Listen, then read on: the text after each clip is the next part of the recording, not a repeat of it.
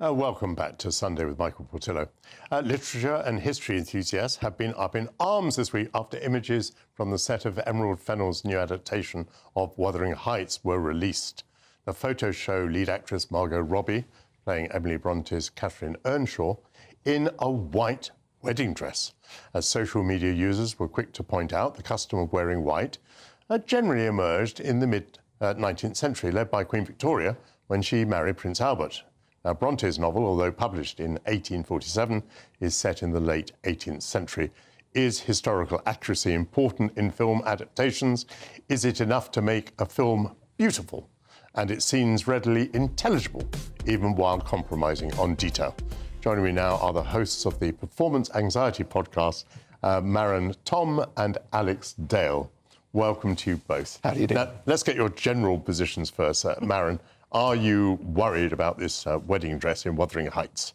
Oh, no. I'm actually looking forward to this movie very much. I'm a big fan of Emerald Fennell's films, especially the film Saltburn, I liked very much. So I'm very curious about what she does with Wuthering Heights.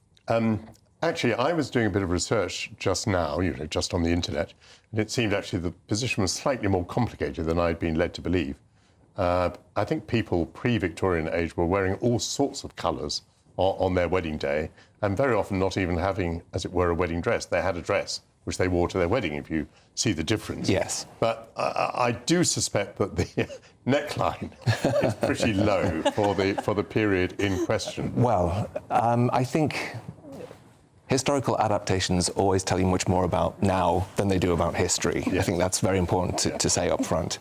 So I think what's interesting is what are the choices being made and what do they tell us about contemporary preoccupations? What is Emerald Fennell thinking when she chooses? I'm sure there's historians to tell her in her own crew that this might be an anachronistic dress, but she's made a choice anyway. Yes. Yeah, well, I said that a moment ago. You want to make the film intelligible. So had she worn brown or had she worn yellow, the viewer might think, oh, what on earth's going on here? Is she unhappy about her marriage? Does she feel that she's been sinful before her marriage? No, it would have had none of those implications. Yes. It's simply that in that century they wore a different colour.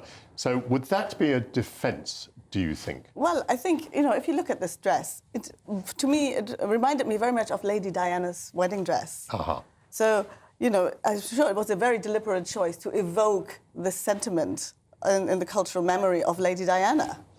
So this kind of very, very long trail and this big white dress with puffy sleeves. And so that means something. So Emerald Fennell is making a comment about our reimagination or this kind of what a beautiful dream-like wedding is. Right. Now, this is not strictly a historical or non-historical point, but Catherine Earnshaw in the novel marries when she's 18. Yes. And Margot Robbie is not 18. No, Does that matter to you? to me personally, no, it doesn't. I think what it means is definitely means something for the film, for sure. So one of the things that we like to talk about is the idea that casting in itself is part of the storytelling. You pick an actor, not necessarily because of their kind of superficial qualities, such as their age or even their hair colour, but because they stand for something and they represent something. So Margot Robbie, who is also a producer on this film, so she might have had something to say about who gets to play Catherine, but they've chosen Margot Robbie because of specific qualities that she has, that only she has, that help embody a contemporary take on what Catherine Earnshaw could be. OK, let's get to things that do matter. Are you bothered in general about historical accuracy in films?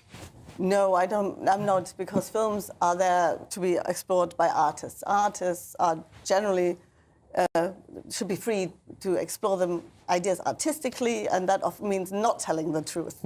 To tamper with ideas and create new ideas. Yes. And the imagination that films should be historically accurate is putting a burden on them that they probably can't fulfill. I understand that argument, but I think in particular of historical biographical films, I mean, many people will have derived their views of Richard Nixon from the film. Yes. Perhaps it matters less, but they'll have derived their ideas of Napoleon from movies that have been made about Napoleon. I mean, is that just? It's a very good question, and it's a very difficult question. So I think the way to approach it, I always think, is that art is a lie that tells the truth. Excuse me. So there is such a thing as artistic license. And I think a lot of the time film has to show things in a particular way that something like a book or a biography can't. So yeah, I understand that yes. too, but I think there can also be lies that tell lies. I mean, Yes. particularly when we're dealing with quite recent history, you can have very politically motivated producers. And, to convince you or me of a particular view of Richard Nixon because it fits in with your view of politics. I mean, does that not cross a line for you? Does that not bother you? I think people are justifiably wary of historical interpretations because, we live in a climate where, every doorknob that's older than 50 years has to be decolonized. This is the cultural climate in which how we see history, how we treat cultural icons.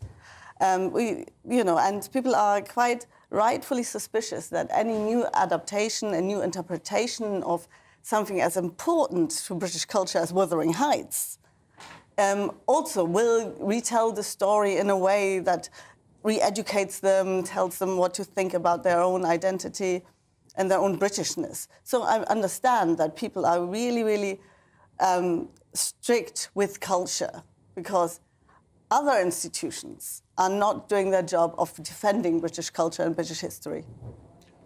Alex, very Yes. briefly, I mean, Wuthering Heights is the most amazing story. Are you looking forward to seeing this new interpretation? I absolutely am, yes. I loved Saltburn. I think it was a fantastic, bizarre film. It divided a lot of people. I think this will be equally imaginative. That is interesting. I absolutely love Saltburn too, so let's hope we're in for a treat. But we certainly will be looking out very carefully for that wedding dress. Thank you very much, Alex and Maren.